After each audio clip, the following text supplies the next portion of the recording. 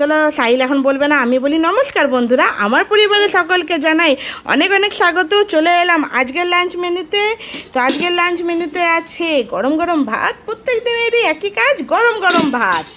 আর এদিকে আছে একটু সামান্য একটুখানি 4 পিস মতন আছে পটল ভাজা, এই যে পটল ভাজা। তার সাথেই আছে উচ্ছে আলুতে ভাজা। দেখো এতক্ষণে কথা বলে। উচ্ছে আলুতে ভাজা।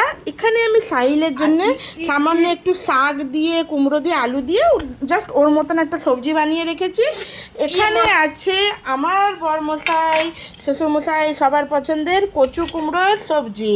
তোমরা কারা কারা কচুর কুমড়োর সবজি খেয়েছো কমেন্ট করে জানিও, আর কারা খাওনি তোমরাও কমেন্ট করে জানিও।